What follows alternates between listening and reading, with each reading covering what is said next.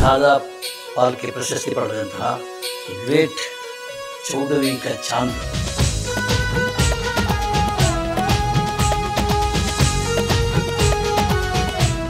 ಅವ್ರ ಲೈಫ್ನಲ್ಲಿ ಬಂದಂಥ ಒಂದು ಘಟನೆ ಯಾವ ರೀತಿ ಅದು ಬೆಳವಣಿಗೆ ಆಯಿತು ಅಂದರೆ ಅಲ್ಲಿ ಹಾರ ಇಲ್ಲಿ ಆಹಾರ.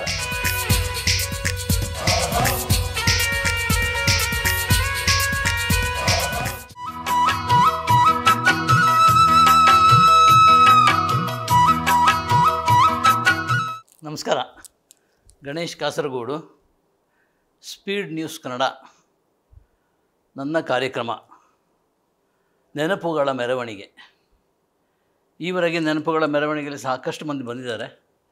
ಇವತ್ತು ಒಬ್ಬರು ಪ್ರಮುಖ ವ್ಯಕ್ತಿ, ಒಬ್ಬರು ಹಿಂದಿ ತಾರೆ, ಮಹಾತಾರೆ, ದಾದಾ ಪಾಲ್ಕೆ ಪ್ರಶಸ್ತಿ ಪಡೆದಂತಹ ಗ್ರೇಟ್ ಚೌಧರಿ ಕಾ ಚಾಂದ್ ಅಂಥ ಒಬ್ಬ ತಾರೆಯ ಬಗ್ಗೆ ಮಾತಾಡಲಿಕ್ಕೆ ಹೊರಟಿದ್ದೀನಿ. ಅದಕ್ಕೆ ಮೊದಲು ಒಂದು ಬೇಸಾಗಿ, ಒಂದು ತಳಪಾಯ ಆಗಿ ನಾನು ಕೆಲವು ವಿಷಯವನ್ನು ನಿಮಗೆ ಹೇಳಬೇಕಾಗಿದೆ. ಅದು ಆ ಕಾಲದಲ್ಲಿ ನಾನು ಸುಮಾರು 25 ವರ್ಷಗಳ ಹಿಂದಿನ ಕತೆ, ಅಂದರೆ 2000 ಇಸ್ವಿಯಲ್ಲಿ ನಡೆದಂಥ ಘಟನೆಯ ಕಥೆಯನ್ನು ಮೆರವಣಿಗೆಯಲ್ಲಿ ಸೇರಿಸ್ಕೊಡ್ತಾ ಇದ್ದೀನಿ. ಆಗ ನಾನು ಸಂಯುಕ್ತ ಕರ್ನಾಟಕ ಪತ್ರಿಕೆಯಲ್ಲಿ ಕೆಲಸ ಮಾಡ್ತಾಯಿದ್ದೆ. ಗೊತ್ತಲ್ಲ, ಸಂಯುಕ್ತ ಕರ್ನಾಟಕ ಅಂದರೆ ಶ್ಯಾಮರಾವ್ ಅಂದರೆ ಸಂಯುಕ್ತ ಕರ್ನಾಟಕ, ಕರ್ಮವೀರ, ಕಸ್ತೂರಿ ಎಲ್ಲವೂ ಆಗಿದ್ದಂಥ ಒಂದು ಜಾಗ. ನಮ್ಮ ರೆಸಿಡೆನ್ಸಿ ರೋಡಲ್ಲಿ ಆಫೀಸ್ ಇತ್ತು. ಅದ್ಭುತವಾದ ಆಫೀಸ್, ತುಂಬ ಹಳೆಯ ಶೈಲಿ, ಬ್ರಿಟಿಷ್ ಶೈಲಿಯ ಕಟ್ಟಡ. ಅಲ್ಲಿ ಪೂರ್ತಿಯಾಗಿ ಆವರಿಸಿಕೊಂಡಿರೋರು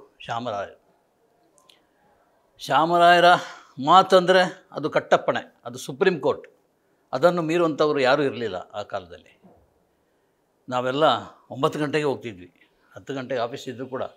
ಯಾಕಂದರೆ ಅವರು 9 ಗಂಟೆಗೆ ಬರ್ತಾಯಿದ್ರು. 9 ಗಂಟೆಗೆ ಬಂದು ಎಲ್ಲ ಒಂದು ಸಲ ಚೆಕ್ ಮಾಡ್ತಾಯಿದ್ರು. ನಮಗೆ ದೊಡ್ಡ ಹಾಲು, ಆ ಹಾಲಿನ ಎಲ್ಲ ಸೈಡಲ್ಲಿ ಟೇಬಲ್ ಹಾಕಿ ನಮ್ಮನ್ನು ಕೂರಿಸ್ತಿದ್ರು. ಸೊ ಅವರು ಈ ಬಾಗಿಲು ಎಂಟ್ರಾಗಿ ಒಂದು ಸಲ ನೋಡ್ಕೊಂಡು ಹೋಗ್ತಾರೆ. ಹಾಗೆ ನೋಡ್ಕೊಂಡು ಹೋಗುವಂಥ ಸಂದರ್ಭದಲ್ಲಿ ನಾನು ಚಿತ್ರಸೌರಭ ಅಂತ, ಅಂದರೆ ಸಿನಿಮಾ ವಿಭಾಗ, ಸಂಯುಕ್ತ ಕರ್ನಾಟಕದ ಸಿನಿಮಾ ವಿಭಾಗ, ಪ್ರತಿ ಫ್ರೈಡೆ ಬರುವಂಥ 4 ಪುಟಗಳ ಸಿನಿಮಾ ವಿಭಾಗ ನಾನು ನೋಡ್ಕೊಳ್ತಾ ಇದ್ದೆ. ಅದಕ್ಕೂ ಮೊದಲು, ನನ್ನಕ್ಕಿಂತ ಮೊದಲು ಉದಯ್ ಮರಕೇಣಿ ಅಂತ ಇದ್ದರು. ಅದೇನೋ ಗೊತ್ತಿಲ್ಲ, ನಾನು ರವಿ ಬೆಳಗೆರೆ ಅಲ್ಲಿ ಸೇರಿಕೊಂಡ ಮೇಲೆ ಉದಯ್ ಮರಕೇಣಿ ಸಿನಿಮಾದಿಂದ ತೆಗೆದುಹಾಕಿದ್ರು, ನನ್ನನ್ನು ಕೂರಿಸಿದ್ರು ಅಲ್ಲಿ. ಸಣ್ಣ ಪುಟ್ಟ ವ್ಯಾಜ್ಯ, ಸಣ್ಣ ಪುಟ್ಟ ಮನಸ್ಸು ನೋವಾಗೋದು ಎಲ್ಲ ಇದ್ದೇ ಇತ್ತು. ನನಗಾದರೂ ಅಷ್ಟೇ ನೋವಾಗದೇ ಇರುತ್ತಾ? ಉದಯ್ ಮರಕೇಣಿಗೂ ನೋವಾಗಿದ್ದು ನಿಜ. ಹಾಗೆ ಸಿನಿಮಾ ಐಟಮ್ಗಳನ್ನು, ಪ್ರೆಸ್ ಮೀಟ್ಗಳನ್ನು, ಮುಹೂರ್ತಗಳನ್ನು, ಪ್ರೆಸ್ ಶೋಗಳನ್ನು ಎಲ್ಲ ನಾನು ನೋಡ್ತಾ ಬರಿತಾ ಇದ್ದೆ. ಇದ್ದಕ್ಕಿದ್ದಾಗೆ ಒಂದು ದಿವಸ ನಾನು ಹೇಳಿದ್ನಲ್ಲ, ಶ್ಯಾಮರಾಯರು ಇದ್ದಕ್ಕಿದ್ದಾಗ ಒಂದು ಎಂಟ್ರಿ ಕೊಟ್ಟರು. ಎಲ್ಲ ಕೂತ್ಕೊಂಡಿದ್ದಾರೆ, ಎಲ್ಲ ಸ್ಟಾಫು ಅವರು ಎಂಟ್ರಿ ಕೊಡೋದೇ ಕೋರಮ್ ಇದ್ದಾಗ ಬಂದು ನನ್ನ ಹತ್ರ ನಿಂತ್ಕೊಂಡ್ರು. ನಾನೇನೋ ಕೆಲಸ ಮಾಡ್ತಾಯಿದ್ದೆ, ನೋಡಿದರೆ ಶ್ಯಾಮರಾಯರು ಯಾರೋ ಒಬ್ಬರ ಎದುರು ಅವರು ನಿಂತಿದ್ದಾರೆ ಅಂತ ಹೇಳಿದರೆ ಅವನ ಗತಿ ಅವತ್ತಿಗೆ ಮುಗೀತು ಅಂತಲೇ ಲೆಕ್ಕ. ನಮ್ಮ ಆಫೀಸ್ನಲ್ಲಿದ್ದ ಪದ್ಧತಿ ಅದು. ನಾನು ನೋಡಿದಾಗ ನನ್ನ ಏನು ಉದ್ಯೋಗ ಮುಗೀತು, ನನ್ನ ಉದ್ಯೋಗ ನಾನು ಕಳ್ಕೊಳ್ತಾ ಇದ್ದೀನಿ ಇತ್ಯಾದಿ ಮನಸ್ಸಿಗೆ ಟಕ ನೆಗೆಟಿವ್ ಥಾಟ್ಸ್ ಬರಲಿಕ್ಕೆ ಶುರು ಆಯಿತು. ಅವರು ಏನು ಹೇಳಿದ್ರು ಗೊತ್ತಾ? ನೀನು ತುಂಬ ಚೆನ್ನಾಗಿ ಮಾಡ್ತಾಯಿದ್ದಿ, ಚಿತ್ರಸೌರಭ ತುಂಬ ಚೆನ್ನಾಗಿ ಬರ್ತಾಯಿದೆ, ಆದರೆ ಇದು ಯಾವಾಗಲೂ ಇದ್ದೇ ಇರ್ತದೆ, ಆದರೆ ಎಂಬುದು ಎಲ್ಲ ಹೇಳ್ತಾರೆ. ಇದ್ದಕ್ಕಿದ್ದಾಗೆ ನೆಗೆಟಿವ್ ಬಂದುಬಿಡ್ತಾರೆ, ಪಾಸಿಟಿವಿಂದ ನೆಗೆಟಿವ್ ಬಂದುಬಿಡ್ತಾರೆ. ಅವ್ರು ಹೇಳಿದ್ದಂದರೆ, ಈ ದರ್ಶನ್ ಆಗಿರಲಿ, ಈ ಸುದೀಪ್ ಆಗಿರಲಿ, ಈ ಗಣೇಶ, ರಮೇಶ, ಅದು ಯಾರ್ಯಾರು ಇದ್ದಾರೋ ಅವರನ್ನೆಲ್ಲ ಬರೀಲಿಕ್ಕೆ ಬೇರೆ ಪತ್ರಕರ್ತರಿದ್ದಾರಪ್ಪ. ನೀನೊಂದು ಕೆಲಸ ಮಾಡು, ಯಾರು ತೆರೆಯ ಮರೆಗೆ ಸರಿದಿದ್ದಾರೋ, ಯಾರು ಸಿನಿಮಾದಿಂದ ಹೊರತಾದ ಜೀವನ ನಡೆಸ್ತಾ ಇದ್ದಾರೋ, ಅಂದರೆ ಸಿನಿಮಾದಲ್ಲಿ ಆ್ಯಕ್ಟ್ ಮಾಡ್ತಾಯಿದ್ದು ಅವರ ಬಗ್ಗೆ ಬರಿ. ಒಂದು ರೀತಿಯಲ್ಲಿ ನಾನು ವಿಜಯ ಕರ್ನಾಟಕದಲ್ಲಿ ಚದುರಿದ ಚಿತ್ರಗಳು ಅಂಕಣ ಬರೀಲಿಕ್ಕೆ ಕಾರಣ ಆದ ಮೂಲ ಪುರುಷ ಅಂದರೆ ಶ್ಯಾಮರಾಯರು. ಅವರು ಮತ್ತೆ ಹೇಳಿದರು, ಒಂದು ಸುದ್ದಿ ಬಂತು ನೋಡಪ್ಪ, ಅದನ್ನು ಚೆಕ್ ಮಾಡು ಅಂತ ಹೇಳಿದ್ರು. ಏನು ಅಂತ, ನಮ್ಮ ವಹೀದಾ ರೆಹಮಾನ್ ಹಿಂದಿ ಸ್ಟಾರ್ ತಾರೆ ಇಲ್ಲೆಲ್ಲೋ ಬನ್ನೇರುಘಟ್ಟ ರಸ್ತೆಯಲ್ಲೆಲ್ಲೋ ಮನೆ ಮಾಡ್ಕೊಂಡಿದ್ದಾಳಂತೆ, ನೋಡು ಟ್ರೈ ಮಾಡು ಹೋಗು, ನನಗೆ ಗೊತ್ತಿರೋದು ಇಷ್ಟು, ಅವಳ ಎಂಟ್ರಿ ಮಾಡ್ಕೊಂಡು ಬಾ ಅಂತ ಒಂದು ಮಾತು ಹೇಳಿಬಿಟ್ರಪ್ಪ. ನನಗೆ ದಿರ್ರ್ ಅಂತ ಅನಿಸ್ತು. ಅವರು ಬೇರೆ ಶಿಕ್ಷೆ ಕೊಟ್ಟರು ನಾನು ಸಹಿಸ್ಕೊಡ್ತಿದ್ದೆ. ಈ ಒಂದೇ ಒಂದು ಎಳೆ ಬನ್ನೇರುಘಟ್ಟ ರಸ್ತೆಯಲ್ಲಿ ಅವರ ಮನೆ, ಇಲ್ಲಿಂದ ಹೋಗ್ಬೋದು, ಬನ್ನೇರುಘಟ್ಟ ರಸ್ತೆ ಇಲ್ಲಿಂದ ಬನ್ನೇರುಘಟ್ಟವರೆಗೆ ಇದೆ, ಎಲ್ಲಿಂದ ಹುಡುಕು. ಆದರೆ ನನಗೆ ಅಷ್ಟೇ ಸಾಕಾಗ್ತದೆ. ನಾನು ನಮ್ಮ ಬೈಕ್, ನಾವು ಆಫೀಸ್ ಕಾರು ಯೂಸ್ ಮಾಡ್ತಾ ಇರಲಿಲ್ಲ. ಸೊ ಬಾಕ್ಸರ್ ಬೈಕ್ ತೊಗೊಂಡು ಹೊರಟು ಯಾರೋ ಮಧ್ಯದಲ್ಲಿ ಹೋಗ್ತಾ ಕೆಲವರಿಗೆ ಫೋನ್ ಮಾಡ್ತಾಯಿದ್ದೆ, ಎಲ್ಲಿದ್ದಾರೆ, ಯಾವ ರೆಸಾರ್ಟಾ, ಯಾವ ಮನೇನಾ, ಎಂಥದ್ದು ಕತೆ ಅಂತ ಕೇಳ್ತಾಯಿದ್ದೆ. ಆಗ ಒಬ್ಬರು ಹೇಳಿದರು, ಅವರ ಮನೆ ಹೆಸರು ಘೆರೊಂಡ ಅಂತ. ಘೆರೊಂಡ ಅಂದರೆ ಗೂಡು. ಎಷ್ಟು ಚೆನ್ನಾಗಿದೆ ಅಲ್ಲ ಅದು. ಆ ಮಹಾತಾರೆಯ ಮನೆ ಅಥವಾ ರೆಸಾರ್ಟ್ ಥರದ ಒಂದು ವ್ಯವಸ್ಥೆಗೆ ಅವರು ಇಟ್ಟಿರುವಂಥ ಹೆಸರು ಘೆರೊಂಡ ಅಂತೇಳಿ. ಅಬ್ಬಾ, ಎಲ್ಲಿ ಸಿಗುತ್ತೆ ಅಂತ ಹೇಳಿದ್ರೆ ಅರಕೆರೆ ಅಂತೇಳಿದೆ, ಬನ್ನೇರುಘಟ್ಟ ರಸ್ತೆ ಅರಕೆರೆಗೆ ಹೋಗೋ ಮೊದಲು ರೈಟ್ ಸೈಡಲ್ಲಿ ಒಂದು ದೊಡ್ಡ ಬೋರ್ಡ್ ಕಾಣುತ್ತೆ, ಘೆರೊಂಡ ಅಂತೇಳಿ, ಅದೇ ಅವರ ಮನೆ ಅಂತೇಳಿ. ಅದಕ್ಕೂ ಮೊದಲು ನಾನು ಅವರ ಮನೆಯ ಕೆಲವು ಭಾಗಗಳನ್ನು ನಾನು ಸಿನಿಮಾದಲ್ಲಿ ನೋಡಿದ್ದೆ. ಅದೊಂಥರ ರೆಸಾರ್ಟ್ ಇದ್ದಾಗಿದೆ. ಮನೆ ಇದೆ, ದೊಡ್ಡ ಮನೆ ಅಂದರೆ ಅದೊಂದು ಸೆಟ್ನಾಗಿದೆ. ಅವರು ಕಟ್ಟಿದ್ದೇ ಶೂಟಿಂಗ್ ಥರನೇ ಕಟ್ಟಿದ್ದು. ಅಲ್ಲಿ ಒಂದು ಸ್ವಿಮ್ಮಿಂಗ್ ಪೂಲ್ ಇದೆ, ತೋಟ ಇದೆ, ಅದ್ಭುತವಾದ ಹೂಗಳು ಹರಡುತ್ತವೆ ಅಲ್ಲಿ, ಇಂಥದ್ದೆಲ್ಲ ಚಿಲಿಪಿಲಿ ಹಕ್ಕಿಗಳು, ಇದೆಲ್ಲವನ್ನು ನಾನು ಸಿನಿಮಾದಲ್ಲಿ ನೋಡಿದ್ದೀನಿ. ಸೊ ಆ ಜಾಗ ಇರಬೇಕು ಅಂಥೇಳಿ ಘೆರೊಂಡ ಹತ್ರ ಹೋದೆ, ಬೈಕ್ ನಿಲ್ಲಿಸಿದೆ, ಗೇಟ್ ಹಾಕಿದೆ. ಗೇಟನ್ನು ಏನು ಮಾಡೋದು, ಹೊಡೆದೆ, ಲಾಕ್ ಮಾಡಿದ್ದಾರೆ, ಹೊಡೆದೆ, ಇಲ್ಲ ಹಾಕಿದ್ದಾರೆ. ಆಗ ಒಬ್ಬ ಬಂದ, ಯಾರು ನೀನು, ಹಿಂದಿಯಲ್ಲಿ ಕೇಳಿದೆ, ಯಾರು ನೀನು ಅಂತೇಳಿ. ನಾನು ಹೆಸರು ಹೇಳಿದೆ, ಪತ್ರಿಕೆ ಹೆಸರು ಹೇಳಿದೆ. ಅವನಿಗೆ ಒಂದು ಅರ್ಥ ಆಗಲಿಲ್ಲ. ಮೇಡಮ್ ಇದ್ದಾರಾ ಅಂತ ಕೇಳಿದೆ. ಮೇಡಮ್ ಯಾವ ಮೇಡಮ್ ಅಂತ ಕೇಳಿದೆ. ವಹೀದಾ ರೆಹಮಾನ್ ಮೇಡಮ್ ಅಂತ. ಹಾಂ ಇದ್ದಾರೆ ಅಂತೇಳಿದ್ರು. ಸ್ವಲ್ಪ ಯೋಚನೆ ಮಾಡ್ದೆ. ವಹೀದಾ ರಹಿಮಾನ್ ಅಂತೇಳಿ ಹೇಳ್ತಾ ಇದ್ದಾರೆ, ಅವರು ವಹೀದಾ ರೆಹಮಾನ್. ಹೆಸರು ಕನ್ಫ್ಯೂಸ್ ಆಗ್ತಾಯಿದೆ, ಒಳಗೆ ಬಿಡೋದಾ ಬೇಡೋ ಅಂತ ಯೋಚನೆ ಮಾಡಲಿಕ್ಕೆ ಶುರು ಮಾಡ್ದೆ. ಕೊನೆಗೆ ಏನು ಅನ್ನಿಸ್ತೇನೋ, ನನ್ನ ಮುಖ ನೋಡಿದಾಗ ತುಂಬ ಶ್ರಮ ವಹಿಸಿ ಬಂದಿದ್ದೇನೆ. ಸೊ ಗೇಟ್ ತೆಗೆದು ಒಳಗೆ ಹೋದಾಗ ನನ್ನನ್ನು ಅವನು ಕರ್ಕೊಂಡೋಗಿ ಒಂದು ಹಜಾರ, ಅಂದರೆ ಡೌನಲ್ಲಿದೆ ಹಜಾರ, ಅಲ್ಲಿ ಒಂದು ಸೋಫಾದಲ್ಲಿ ಕೂತ್ಕೊಂಡು ಅಷ್ಟೊಂದು ಲೇಡಿ ಬಂದರು. ಲೇಡಿ, ಇದೇ ನಾನು ಯಾರನ್ನು ಭೇಟಿ ಮಾಡೋಗಿತ್ತೋ ಅವರೇ ಬಂದಿದ್ದಾರೆ, ವಹೀದಾ ರೆಹಮಾನ್ ಬಂದಿದ್ದಾರೆ. ಒಂದು ನಮಸ್ತೆ ಎದ್ದು ನಿಂತೆ. ಕೂತ್ಕೊಳ್ಳಿ ನಾನು ಹಿಂದಿಯಲ್ಲೇ ಕೂತ್ಕೊಳ್ಳಿ ಅಂತ ಹೇಳಿದೆ. ನಾನು ಕನ್ನಡದಲ್ಲಿ ಮಾತಾಡ್ತಾ ಹೋದೆ. ಅವರಿಗೆ ಅರ್ಥ ಆಗ್ತಾಯಿತ್ತು, ಯಾಕಂದರೆ ಇಲ್ಲಿ ಬೆಂಗಳೂರಿನಲ್ಲಿ ತುಂಬ ದಿವಸದಿಂದ, ತುಂಬ ತಿಂಗಳುಗಳಿಂದ, ತುಂಬ ವರ್ಷಗಳಿಂದ ಇಲ್ಲೇ ವಾಸ ಮಾಡಿದ್ದಾರೆ. ಏನಪ್ಪ ಅಂದರೆ ಹಿಂದಿ ತಾರೆಯರಿದ್ದಾರಲ್ಲ, ಅವರೆಲ್ಲ ವಿಶ್ರಾಂತ ಜೀವನದಲ್ಲಿ ಮೊದಲು ಸಂಪಾದನೆ ಸಂದರ್ಭದಲ್ಲಿ ಇನ್ವೆಸ್ಟ್ ಮಾಡಿರ್ತಾರೆ ಇಲ್ಲಿ ಲ್ಯಾಂಡಿಗೆ. ಅವರು ವಿಶ್ರಾಂತ ಜೀವನ ತಗೊಳ್ಳಿಕ್ಕೆ ಬೇಕಾಗಿ ಅಲ್ಲಿ ಏನೋ ಒಂದು ಕಟ್ಕೊಂಡು ಅಲ್ಲಿ ಜೀವನ ಮಾಡ್ತಾರೆ. ಬಾಂಬೆ ಬಿಟ್ಟು ಬಂದು ಇಲ್ಲಿ ಪ್ರಶಾಂತವಾದ ವಾತಾವರಣ, ಬೆಂಗಳೂರು ಬಿಟ್ಟರೆ ಬೇರೆ ಯಾವುದಿಲ್ಲ ಅಂಥೇಳಿ ಅವರ ಅನಿಸಿಕೆ. ಮೆಹಮೂದ್ ಆಗಿರಲಿ, ಜಿತೇಂದ್ರ ಆಗಿರಲಿ, ಎಲ್ಲ ದೊಡ್ಡ ದೊಡ್ಡ ಸ್ಟಾರ್ಗಳಲ್ಲಿ ಇಲ್ಲಿ ಬೆಂಗಳೂರಿನಲ್ಲಿ ಸೆಟ್ಲ್ ಆಗಿದ್ದಾರೆ, ಬಂದು ಹೋಗ್ತಾ ಇದ್ದಾರೆ. ಸೊ ಹಾಗೆ ಇವರು ಬಂದಿರೋದು. ಸೊ ಕೂತ್ಕೊಂಡ್ರು. ನಾನು ಸಂಯುಕ್ತ ಕರ್ನಾಟಕ ಪತ್ರಿಕೆ ಅಂತ ಹೇಳಿದೆ. ಅವರಿಗೆ ಅರ್ಥ ಆಯಿತು, ಜರ್ನಲಿಸ್ಟ್ ಅಂತ ಅರ್ಥ ಆಯಿತು. ನಾನು ಕೇಳ್ತಾ ಹೋದೆ, ಹೇಗೆ, ಇಲ್ಲ ನಾನು ತುಂಬ ವರ್ಷ ಆಯ್ತಿದ್ದು, ಮೊದಲೇ ಸೈಟ್ ಇದು ಜಮೀನು ತೊಗೊಂಡಿದ್ದೆ, ಆಮೇಲೆ ಈ ಪುಟ್ಟ ಗೂಡನ್ನು ಕಟ್ಕೊಂಡೆ, ಇಲ್ಲಿ ನಾನು ಈಗ ವಾಸ ಮಾಡ್ತಾಯಿದ್ದೀನಿ. ಬೇಕಾದಾಗ ನಾನು ಬಾಂಬೆಗೆ ಹೋಗ್ತೀನಿ, ಬಾಂಬೆಯಿಂದ ಬರ್ತೀನಿ. ಬರುವಾಗ ಇವರ ಮಕ್ಕಳು ಅವರನ್ನೆಲ್ಲ ಬಿಟ್ಟು ಹೋಗ್ತಾರೆ, ಅಜ್ಜಿಯ ಕ್ಯಾರಫ್ನಲ್ಲಿ ಬಿಟ್ಟು ಹೋಗ್ತಾರೆ. ಹಾಗೆ ನಾನು ಜೀವನ ಮಾಡ್ತಾಯಿದ್ದೀನಿ, ಆರಾಮಾಗಿದ್ದೀನಿ, ತೊಂದರೆ ಏನಿಲ್ಲ ಅಂತೇಳಿದರು. ಸೊ ನಾನು ಸುತ್ತಾಡ್ಕೊಂಡು ಬರೋಣ ಅಂತೇಳಿ ಸುತ್ತಾಡ್ಕೊಂಡು ಅಲ್ಲಿ ಯಾವುದು ಸ್ವಿಮ್ಮಿಂಗ್ ಪೂಲು, ಆ ತೋಟದೊಳಗೆ ಎಲ್ಲ ಹೋಗಿ ಬಂದು ಮತ್ತೆ ವಾಪಸ್ ಸೆಟ್ಲಾಗಿ ನಾನು ಕೇಳಲಿಕ್ಕೆ ಶುರು ಮಾಡಿದೆ. ನಾನು ಕೇಳುವ ಮೊದಲು ಅವರು ಒಂದು ಸ್ಟೋರಿ ಹೇಳಲಿಕ್ಕೆ ಶುರು ಮಾಡಿದರು. ಅದು ನನಗೆ ತುಂಬ ಇಷ್ಟ ಆಯಿತು. ಆ ಸ್ಟೋರಿ ಏನಂದರೆ, ಮಕ್ಕಳು ಅಜ್ಜಿ ಹತ್ರ ಬಿಟ್ಟೋಗಿದ್ದಾರಲ್ಲ ಮೊಮ್ಮಕ್ಕಳು, ಈ ವಹೀದ ರೆಹಮಾನ್ ಅವರ ಮಕ್ಕಳು ತಮ್ಮ ಮಕ್ಕಳನ್ನು ಅಜ್ಜಿ ಹತ್ರ ಬಿಟ್ಟೋಗಿದ್ದಾರೆ. ಅವರು ಪುಟ್ಟಾಣಿಗಳು, ಸ್ಕೂಲು 1ನೇ ಕ್ಲಾಸ ಏನೋ ಓದ್ತಾ ಇದ್ದಾರೆ. ಅವರಿಗೆ ಫುಡ್ಡು ಕೊಡಬೇಕು, ಬಟ್ ಫುಡ್ಡು ತಗೊಳ್ತಾ ಇಲ್ಲ. ಹಠ. ಎಲ್ಲ ಮನೆಯ ಮಕ್ಕಳಲ್ಲಿ ನೋಡಿ ಇದೊಂದು ಸಮಸ್ಯೆ. ಸರಿಯಾಗಿ ಊಟ ಮಾಡಲ್ಲ, ತೆಳ್ಳಗೆ ಆಗಿಬಿಡ್ತಾರೆ, ವೀಕ್ನೆಸ್ಸು. ಸೊ ಇವರಿಗೆ ಚಿಂತೆ ಹತ್ಬಿಡ್ತು ವಹೀದ ರೆಹಮಾನಿಗೆ. ಇದೆಲ್ಲ ವಹೀದ ರೆಹಮಾನ್ ನನ್ನ ಹತ್ರ ಹೇಳ್ತಾ ಇರೋ ಕಥೆಯನ್ನು ನಿಮ್ಮ ಹತ್ರ ಹೇಳ್ತಾ ಇದ್ದೀನಿ ಈಗ. ಸಮಸ್ಯೆ ದೊಡ್ಡ ಸಮಸ್ಯೆ ಆಗೋಯ್ತಲ್ಲ, ಏನು ಮಾಡೋದು ಅಂತೇಳಿ ಯೋಚನೆ ಮಾಡ್ತಾ ಮಾಡ್ತಾ ಮಾಡ್ತಾ ಪಕ್ಕದ ಇದರಲ್ಲಿ ರೆಸಾರ್ಟ್ ಅಲ್ಲ ಮನೆಯಲ್ಲಿ ಇನ್ನೊಬ್ಬ ಅಶ್ರಫ್ ಅಂತ ಹೇಳಿದ್ದಾರೆ, ಅವರ ಸಂಪರ್ಕ ಇದೆ. ಅವ್ರ ಹತ್ರ ಮಾತಾಡ್ತಾ ಈಗ ನಮ್ಮ ಮನೇಲಿ ಹೀಗೆ ಆಗಿಬಿಟ್ಟಿದೆ, ಮಕ್ಕಳೆಲ್ಲ ತುಂಬ ಕಂಗಾಲಾಗಿಬಿಟ್ಟಿದ್ದಾರೆ, ಹೋದರೆ ಅಲ್ಲಿ ಸ್ಕೂಲಲ್ಲಿ ನಿದ್ದೆ ಮಾಡ್ತಾರೆ ಹಸಿವಿನಿಂದ, ಇಲ್ಲಿ ತಿಂತಾ ಇಲ್ಲ, ನಾನು ಏನೇ ಮಾಡಿ ಕೊಟ್ಟರೆ ಆಗಲ್ಲ ಅಂತೇಳಿ. ಇದು ಸಮಸ್ಯೆ ನನ್ನ ಸಮಸ್ಯೆ ಕೂಡ ಮೇಡಮ್, ಅಶ್ರಫ್ ಹೇಳ್ತಾ ಇರೋದು. ನಮ್ಮ ಮನೆಯಲ್ಲೂ ಮಕ್ಕಳು ಫುಡ್ಡು ತಿಂತಾಯಿಲ್ಲ, ಏನಾದರೂ ಇದಕ್ಕೊಂದು ವ್ಯವಸ್ಥೆ ಮಾಡಬೇಕು ಅಂತ ಇಬ್ಬರು ಸೇರ್ಕೊಂಡು ಒಂದು ನಿರ್ಧಾರಕ್ಕೆ ಬಂದರು.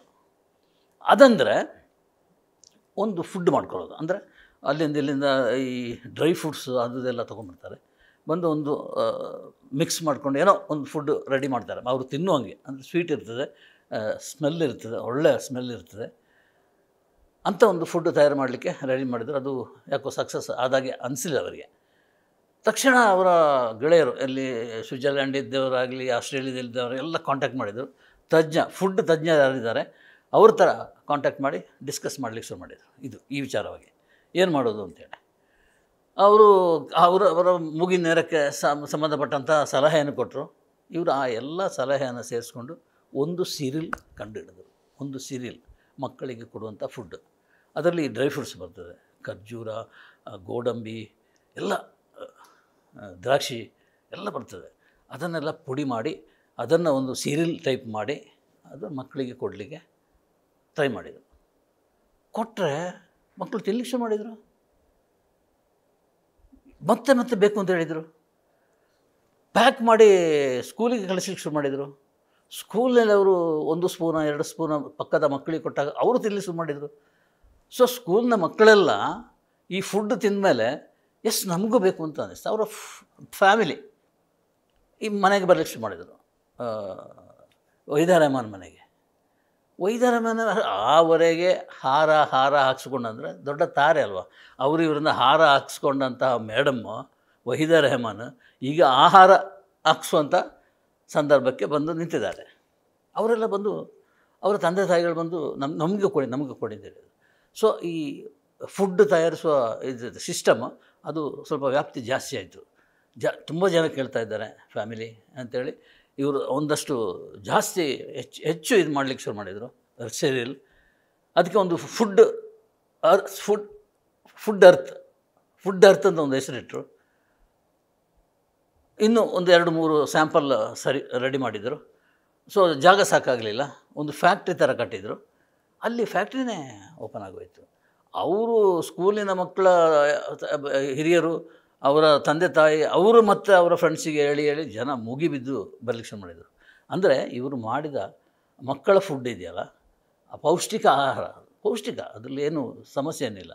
ಅದು ಬೇಕಾದ ರೀತಿಯಲ್ಲಿ ಅದನ್ನು ವೈಜ್ಞಾನಿಕವಾಗಿ ಪರಿಶೋಧಿಸಿಕೊಂಡೇ ಮಕ್ಕಳಿಗೆ ಕೊಡುವಂಥ ವ್ಯವಸ್ಥೆ ಮಾಡ್ಕೊಂಡಿದ್ದರು ವಹೀದ ರೆಹಮಾನ್ ಅವರು. ಸೊ ಅಷ್ಟು ಜನ ಬಂದು ಶುರು ಮಾಡಿದಾಗ ಒಂದು ಫ್ಯಾಕ್ಟ್ರಿನೇ ಓಪನ್ ಮಾಡಿದರು, ಗುಡ್ ಅರ್ತ್ ಫುಡ್ ಅಂತೇಳಿ. ಅದಕ್ಕೆ ಇದಕ್ಕೆ ಒಂದು ಬೇರೊಂದು ಹೆಸರು ಹೇಳಲಿಕ್ಕೆ ಶುರು ಮಾಡಿದರು. ಸೊ ಇವರಿಂದ ಹಾಗೆ ಸಪ್ಲೈ ಮಾಡಲಿಕ್ಕೆ ಆಗಲ್ಲ ಅಂತ ಹೇಳುವಾಗ ಪ್ಯಾಕೆಟ್ ಮಾಡಿದರು, ಪೊಟ್ಟಣ, ಸೆಪರೇಟ್ ಪೊಟ್ಟಣ. ಆ ಪೊಟ್ಟಣ ಮಾಡಿ ಬೇಕರಿಗೆ ಮಾರಲಿಕ್ಕೆ ಶುರು ಮಾಡಿ, ಮಾರಲಿಕ್ಕೆ ಅಂದರೆ ಅಲ್ಲಿ ಕೊಡಲಿಕ್ಕೆ ಶುರು ಮಾಡಿದೆ. ಅಲ್ಲಿ ಹೋಗಿ ಅಲ್ಲಿ ಸಿಗುತ್ತೆ, ಇಲ್ಲಿ ಮನೆ ಬರೋದು ಬೇಡ ಅಂತೇಳಿ. ಅದು ನೀಲಗಿರೀಸ್, ಎಲ್ಲಿ ಬ್ರಿಗೇಡ್ ರೋಡ್ನಲ್ಲಿ ಒಂದು ನೀಲಗಿರೀಸ್ ಅಂತಿದೆ, ಅಲ್ಲಿ ಸೇಲ್ ಮಾಡಲಿಕ್ಕೆ ವ್ಯವಸ್ಥೆ ಮಾಡಿದರು. ಅಲ್ಲಿ ನೋಡಿದ್ರೆ ಜನ ಸಿಕ್ಕಾಪಟ್ಟೆ ಬರಲಿಕ್ಕೆ ಶುರು ಮಾಡಿದರು. ಬಂದರು ಅದನ್ನು ಪರ್ಚೇಸ್ ಮಾಡಿದರು. ನೋಡ್ತೇನೆ ಅವರು ಹೇಳ್ತಾ ಹೋಗ್ತಾ ಇದ್ದಾರೆ, ಇದು ದೊಡ್ಡ ಫ್ಯಾಕ್ಟ್ರಿಯಾಗಿ ಬೆಳೀತು ಅಂತ.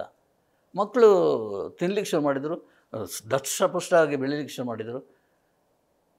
ಗುಡ್ ಅರ್ತ್ ಫುಡ್ ಅದು ತುಂಬ ಆರೋಗ್ಯಕ್ಕೆ ತುಂಬ ಒಳ್ಳೆಯದು.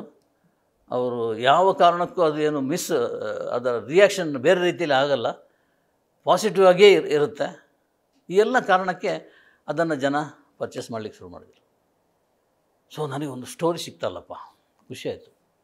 ಒಂದು ಸ್ಟೋರಿ ಸಿಕ್ತು ಅಂದರೆ ನಮ್ಮ ಮೇಡಮ್ನ ವಹೀದಾ ರೆಹಮಾನ್ ಲೈಫ್ ಸ್ಟೋರಿ ಅಲ್ಲ, ಅವ್ರ ಲೈಫ್ನಲ್ಲಿ ಬಂದಂಥ ಒಂದು ಘಟನೆ ಯಾವ ರೀತಿ ಅದು ಬೆಳವಣಿಗೆ ಆಯಿತು ಅಂದರೆ, ಅಲ್ಲಿ ಹಾರ ಇಲ್ಲಿ ಆಹಾರ, ಇದು ವಹೀದಾ ರೆಹಮಾನ್ ಅವರ ಸ್ಟೋರಿ. ಈ ಸ್ಟೋರಿಯನ್ನು ಹಿಡ್ಕೊಂಡು ಚೆಕ್ ಮಾಡೋಣ ಅಂಥೇಳಿ ಇಲ್ಲಿ ಹೋದೆ, ನೀಲಗಿರೀಸ್ ಬ್ರಿಗೇಡ್ ರೋಡ್ನ ನೀಲಗಿರೀಸ್ಗೆ ಹೋದೆ. ಹೋಗಿ ಅದು ಫುಡ್ ಅಂತ ಕೇಳಿದೆ. ಅವತ್ತು ಕೇಳಿದಾಗ ಅವರು ತೆಗೆದು ಕೊಟ್ಟರು, ಅಲ್ಲೇ ಇದೆ ರೆಡಿ ಇದೆ, ತೆಗೆದು ಕೊಟ್ಬಿಟ್ರು. ನಾನು ತೆಗೆದು ಪರ್ಚೇಸ್ ಮಾಡಿದ್ದು. ಸೊ ಅಲ್ಲಿ ಅದು ತೊಗೊಳ್ಳಿಕ್ಕೆ ಜನ ಕ್ಯೂ ನಿಂತಿದ್ದಾರೆ. ಏನಪ್ಪ ಇದು ಹೀಗೆ ಒಂದು ತೊಗೊಂಡು ಅದರ ಸ್ಯಾಂಪಲ್ ಒಂದು ಫೋಟೋ ಹೊಡ್ಕೊಂಡೆ. ಬಂದು ಮನೇಲಿ ಯಾರಿಗೂ ಮಕ್ಕಳಿಗೆ ಕೊಟ್ಟೆ, ಅವರು ಭಾರಿ ಖುಷಿಯಲ್ಲಿ ತಿಂದರು. ಸೊ ಅದಕ್ಕಿಂತ ಮೊದಲು ಅದನ್ನು ತೊಗೊಂಡು ಬಂದು ಸೀದಾ ಆಫೀಸಿಗೆ ಬಂದೆ. ಆಫೀಸಿಗೆ ಬರೋವಾಗ ಶ್ಯಾಮರಾಯರಿದ್ದರು. ಅವ್ರು ಹೊರಡು ಹೊತ್ತು, ಅವರು ಆಫೀಸ್ ಬಿಟ್ಟು ಮನೆಗೆ ಹೊರಡು ಹೊತ್ತು ಬಂದೆ. ಏನಪ್ಪ ಸಿಕ್ಕಿದ್ದೀರಾ ಮೇಡಮ್ ಅಂತ ಹೇಳಿದೆ. ಸಿಕ್ಕಿದ್ರು ಸರ್. ಏನು ಸ್ಟೋರಿ ಮಾಡಿದ್ದಿ? ಇಲ್ಲ ಸರ್ ಇದು ಹೇಳಿದೆ, ಎಲ್ಲ ಡೀಟೇಲ್ ಅಲ್ಲಿ ಹೋದೆ, ಹೀಗಾಯಿತು, ಮಾತಾಡಿದರು, ತುಂಬ ಚೆನ್ನಾಗಿ ಮಾತಾಡಿದರು. ಅವರು ನಾನು ಸಿನಿಮಾದ ಬಗ್ಗೆಗಿಂತ ಹೆಚ್ಚಾಗಿ ಅವರು ಪ್ರೊಡ್ಯೂಸ್ ಮಾಡಿದಂಥ ಆಹಾರದ ಬಗ್ಗೆ ಹೆಚ್ಚಾಗಿ ಮಾತಾಡಲಿಕ್ಕೆ ಹೊರಟರು. ಅದು ನನಗೆ ಭಾರಿ ಇಷ್ಟ ಆಯಿತು ಸರ್. ಅದು ತುಂಬ ಬೇರೆ ಆ್ಯಂಗಲ್ನಲ್ಲಿ ಈ ಸ್ಟೋರಿ ಮಾಡ್ತೀನಿ, ಫೋಟೋ ಹಾಕೊಳ್ಳೋಣ, ಯಾವುದು ಅದಕ್ಕೆ ಸಂಬಂಧಪಟ್ಟ ಎಲ್ಲ ಫೋಟೋಗಳನ್ನ ಹಾಕೊಳ್ಳೋಣ ಅಂಥೇಳಿ ಶ್ಯಾಮರಾಯರ ಹತ್ರ ಹೇಳಿದೆ. ಅವರು ಬಹುಶಃ ಸಂಯುಕ್ತ ಕರ್ನಾಟಕದ ಇತಿಹಾಸದಲ್ಲಿ ಬೆನ್ನು ತಟ್ಟೋದು ತುಂಬ ಕಮ್ಮಿ. ನನ್ನ ಬೆನ್ನು ತಟ್ಟಿದ್ರು. ಆಗಲೇ ನನಗೆ ಗಾಬರಿ ಆಯಿತು. ಬೆನ್ನು ತಟ್ಟಿದ್ರೆ ಮುಗೀತು ಕತೆ ಅಂತೇಳಿ ಯಾರೋ ಹೇಳಿದರು, ನನ್ನ ಸ್ನೇಹಿತರೇ ಹೇಳಿದರು. ಸೊ ಒಳ್ಳೆ ಸ್ಟೋರಿ ಮಾಡಿದೆ. ಅದರ ಒಂದು ಫೋಟೋ ಈಗಲೂ ಇದೆ ನನ್ನ ಹತ್ರ. ಒಂದು ಪತ್ರಿಕೆ, ಆ ಪತ್ರಿಕೆ ಯಾವುದು ಪ್ರಿಂಟ್ ಆಗಿದೆಯೋ ಸಂಯುಕ್ತ ಕರ್ನಾಟಕದ್ದು, ಚಿತ್ರ ಸೌರಭ ಅಂತೇಳಿ, ಅದರ ಮುಖಪುಟದಲ್ಲಿ ಇದನ್ನು ದೊಡ್ಡದಾಗಿ ಪ್ರೆಸೆಂಟ್ ಮಾಡಿದೆ. ತುಂಬ ಒಳ್ಳೆಯ ರೆಸ್ಪಾನ್ಸ್ ಬಂತು. ರೆಸ್ಪಾನ್ಸಿಗಿಂತ ಹೆಚ್ಚಾಗಿ ಆ ಫುಡ್ ಎಲ್ಲಿದೆ ಅಂತ ಕೇಳುವಂಥ ಪರಿಸ್ಥಿತಿ ಬಂತು. ನಾನು ಅವರಿಗೆ ಗೈಡ್ ಮಾಡಿದೆ. ಬ್ರಿಗೇಡ್ನಲ್ಲಿ ಒಂದು ನೀಲಗಿರೀಸ್ ಬೇಕರಿ ಇದೆ, ಅಲ್ಲಿ ಹೋಗಿ ಪರ್ಚೇಸ್ ಮಾಡಿ ಅಂತ. ಈಗ ಈ 25 ವರ್ಷಗಳ ನಂತರ ಆ ನೀಲಗಿರೀಸ್ ಇದೆಯೋ ಇಲ್ವೋ ಗೊತ್ತಿಲ್ಲ. ಆಗ ಇದು ಆಗಿನ ಕತೆ ನಾನು ಹೇಳ್ತಾ ಇರೋದು. ಸೊ ಇಂಥ ತಾರೆ, ಹಿಂದಿ ತಾರೆ ಬೆಂಗಳೂರಿಗೆ ಬಂದು ಇಂಥ ಒಂದು ಸಾಹಸ ಮಾಡಿ ನನಗೆ ಆ ಸ್ಟೋರಿಯನ್ನು ಹೇಳಿ ನಾನು ಅದನ್ನು ಬರೆದು ಅದಕ್ಕೆ ರೆಸ್ಪಾನ್ಸ್ ಬಂದು ಖುಷಿಯಲ್ಲಿ ನಾನಿದ್ದಾಗ ಇನ್ನೊಂದು ಸಲ ನೋಡೋಣ ಅಂತ ಅನ್ನಿಸ್ತು. ಮೇಡಮನ್ನು ಹೊರಟು ಬಂದಿರಟ್ಟಷ್ಟೇ ಗೌರಂಡ ಇದೆ, ಓಪನ್ ಆಗಿದೆ, ಫುಲ್ ಓಪನ್ ಆಗಿದೆ ಡೋರು. ಹೋದರೆ ಒಂದಷ್ಟು ಲಾರಿಗಳು, ಒಂದಷ್ಟು ಜಲ್ಲಿ, ಒಂದು ಸಿಮೆಂಟ್ ಇದೆಲ್ಲ ಹಾಕಿದ್ದಾರೆ. ಏನು ಬದಲಾಗಿದೆ ಅಂತ ನೋಡಿದರೆ ಏನಿದೆ ರೆಸಾರ್ಟ್ ಥರ ಇರೋದನ್ನು ಡೆಮಾಲಿಷ್ ಮಾಡಿಬಿಟ್ಟಿದ್ದಾರೆ, ಪೂರ್ತಿ ಓಡಾಕ್ಬಿಟ್ಟು. ಏನು ಅಂತ ಅಲ್ಲಿ ಯಾರೋ ಒಬ್ಬ ಇದ್ದ ಅಂತ ಕೇಳಿದೆ. ಅವ ಹಿಂದಿಯಲ್ಲೇ ಹೇಳಿದೆ, ಇಲ್ಲ ಮೇಡಮ್ ಇದನ್ನೆಲ್ಲ ಸೇಲ್ ಮಾಡಿ ಹೋಗ್ಬಿಟ್ಟಿದ್ದಾರೆ, ಇದು ಅಪಾರ್ಟ್ಮೆಂಟ್ ಕಟ್ತಾ ಇದ್ದಾರೆ, ಯಾರೋ ಪರ್ಚೇಸ್ ಮಾಡಿದರು. ಸೊ ಇಲ್ಲಿ ಈಗ ರೆಸಾರ್ಟ್ ಥರದ ಮನೆ, ಅದ್ಭುತವಾದ ಮನೆ ಇಲ್ಲ ಅಲ್ಲಿ. ಇದು ಏನು ಸ್ವಿಮ್ಮಿಂಗ್ ಪೂಲ್ ಇಲ್ಲ, ತೋಟ ಇಲ್ಲ, ಬರೀ ಇಲ್ಲಿ ನೋಡಿದ್ರೆ ಸಿಮೆಂಟ್ ಕಾಂಕ್ರೀಟ್ ಕಾಡಾಗಿಬಿಟ್ಟಿದೆ. ಅದು ಬರೀ ಹಸಿರೇ ಆಗಿತ್ತು, ಕಾಂಕ್ರೀಟ್ ಕಾಡಾಗಿಬಿಟ್ಟಿದೆ. ಬಿಲ್ಡಿಂಗ್ ಕಟ್ಟಿದ್ದಾರೆ, ಅಪಾರ್ಟ್ಮೆಂಟ್ ಕಟ್ಟಿದ್ದಾರೆ. ಸೊ ಅಲ್ಲಿಂದಲೇ ಒಂದು ದೊಡ್ಡ ನಮಸ್ಕಾರ ಹಾಕಿದೆ ಆ ಮೇಡಮ್ಗೆ. ಹಾಕ್ಬಿಟ್ಟು ಅಲ್ಲಿಂದ ಹೊರಟೆ ವಾಪಸ್ಸು. ಇದು ನನ್ನ ಸ್ಟೋರಿಯ ಕೊನೆಯ ಘಟ್ಟ. ವಿಷಯ ಏನಪ್ಪ ಅಂದರೆ, ಈ ಮೇಡಮ್ಗೆ ದಾದಾ ಸಾಹೇಬ್ ಫಾಲ್ಕೆ ಪ್ರಶಸ್ತಿ ಬಂದಿದೆ. 14वीं का चांद ವಹೀದಾ ರೆಹಮಾನ್. ನಮ್ಮ ಇವತ್ತಿನ ಮೆರವಣಿಗೆಯಲ್ಲಿ ಆ ಮೇಡಮ್ ಬಂದಿದ್ದಾರೆ. ಅದು ನನ್ನ ಸೌಭಾಗ್ಯ. ಈ ಸ್ಟೋರಿ ನಿಮ್ಗೆ ಇಷ್ಟ ಆಗುತ್ತೆ, ಈ ಮೆರವಣಿಗೆಯ ಈ ಕಥೆ ನಿಮ್ಗೆ ಇಷ್ಟ ಆಗುತ್ತೆ ಅಂತ ಭಾವಿಸಿದ್ದೀನಿ. ಸೊ ಇನ್ನೂ ನಾಳೆ ಇನ್ನೊಂದು ಮೆರವಣಿಗೆಯಲ್ಲಿ ಶುರು ಮಾಡ್ತೀನಿ. ಅಲ್ಲಿ ಇನ್ನೊಬ್ಬ ತಾರೆ ಬರ್ತಾರೆ. ಇವತ್ತಿಗೆ ವಹೀದಾ ರೆಹಮಾನ್ ಅವರ ಈ ಕಥೆಯನ್ನು ಹೇಳ್ತಾ ನನ್ನ ಮಾತನ್ನು ಮುಗಿಸ್ತಾ ಇದ್ದೀನಿ. Thank you very much.